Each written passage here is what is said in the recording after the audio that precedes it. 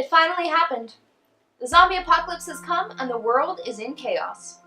You know there are others who have survived, but for now you can only worry about yourself and the few survivors in your colony. Welcome to Dead of Winter. Dead of Winter is a survival-type game for 2 to 5 players from Plaid Hat Games. Players take on the role of survivors, exploring the local city in search of supplies and tools to combat whatever will come their way. Will you be able to work together and make it through the cold, harsh winter? Or will there be a traitor in your midst who has other plans? Let's find out in Dead of Winter. Place the colony board in the center of the table within reach of all players. Lay the 6 location cards near the board in whatever way best suits your playing surface. Give each player a reference sheet. Decide which standard main objective you want to play and lay it face up in its spot on the colony board. You can also pick one randomly. Set up the board according to the instructions listed at the top of the card. Shuffle the non-betrayal secret objectives and set aside 2 per player face down. Shuffle the betrayal secret objectives and set aside 1 face down. Return the rest of the secret objectives to the box. Shuffle the set aside cards together and deal 1 to each player. Return the extras to the box without looking at them. Do not reveal your secret objective. Shuffle the crisis cards and place them face down on the board in the marked spot. Shuffle the survivor, exiled objective, and crossroad cards and place them in a face down decks near the board. Shuffle the starter items and deal 5 to each player.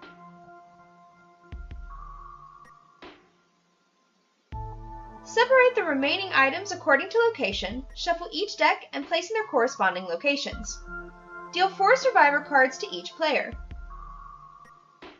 Players will choose 2 and return the rest to the deck.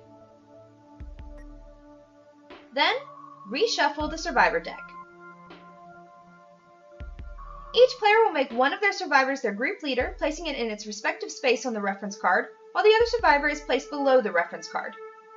Place the corresponding standees in the colony occupant section on the colony board, and place the rest of the standees and tokens nearby. The player whose group leader has the highest influence score goes first. Now, you are ready to play. Dead of Winter is played over a series of rounds. During each round, there are 2 phases: the player's phase and the colony phase. During the player's phase, you must complete 3 actions in order: reveal a crisis, roll action dice, and play your turns. Flip over the top card of the crisis deck. This is what crisis is plaguing the colony for this round. Each crisis can be prevented if players contribute the correct number of items listed on the card.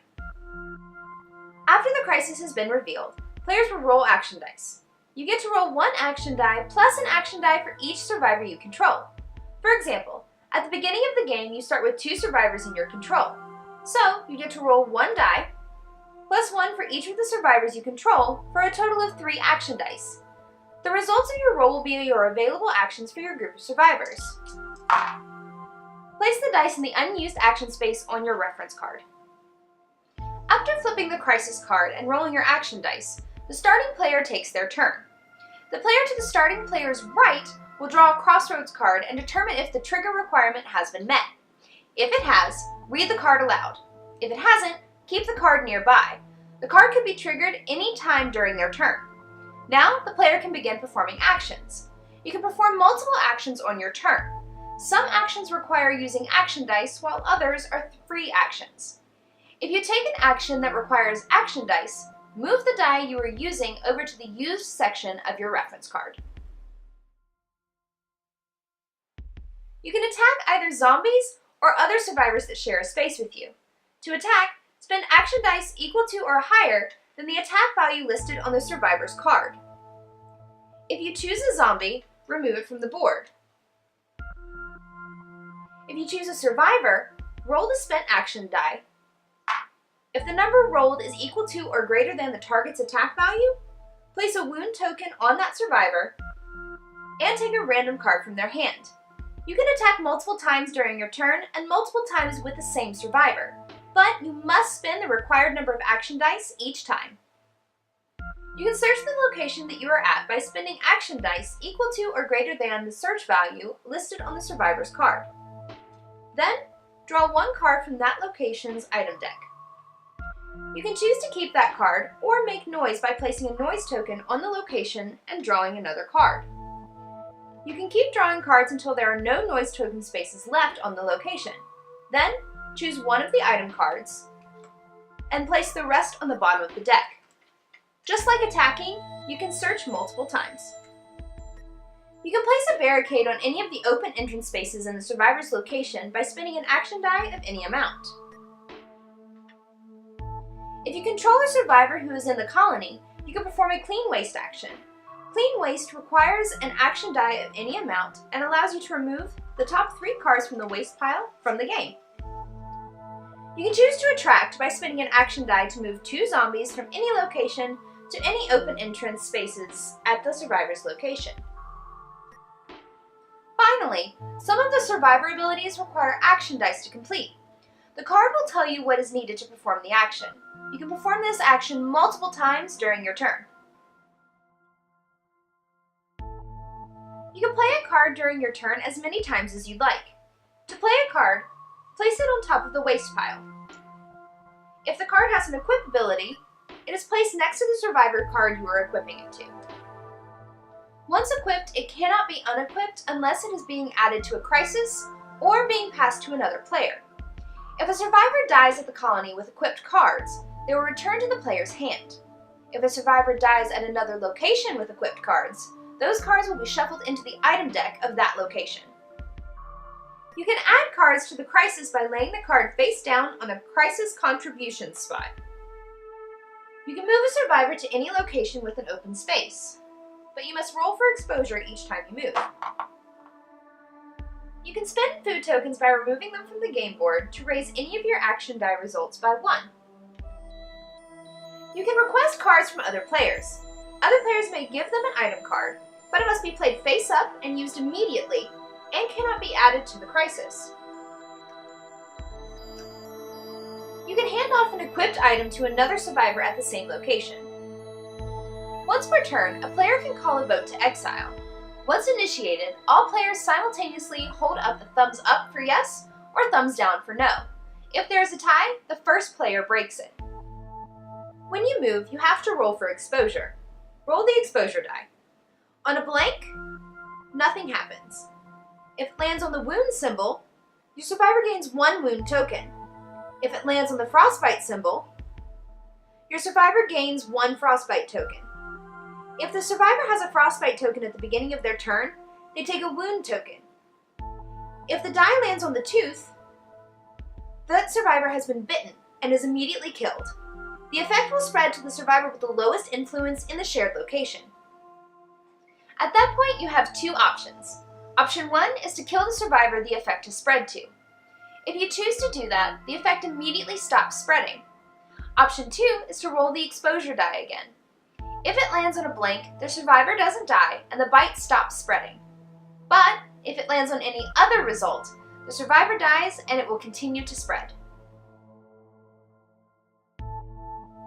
Once each player has taken their turn, the colony phase begins. There are 7 effects that must be completed in order.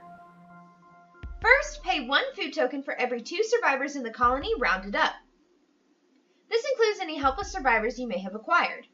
If there are not enough food tokens to do this, do not remove any food tokens. Place a starvation token in the food supply and decrease morale by 1 for every starvation token in the supply. Then check the waste pile. For every 10 cards there, decrease morale by 1. After that, resolve the crisis. Shuffle the cards added to the crisis and reveal them. For every symbol that matches the crisis card, you gain a point. And for every symbol that doesn't match, you will lose a point. If at the end the number of combined points is less than the number of players, you must resolve the crisis. If the number of points is equal to or greater, then you have prevented the crisis. If the total is 2 or more above the number of players, you will also gain a morale. Remove the cards added to the crisis from the game. Next, add 1 zombie for every 2 survivors of the colony, rounded up, and add 1 zombie per survivor to each other location. Roll a die for the noise tokens on the location at 1 at a time. Add a zombie for every result that is 3 or lower.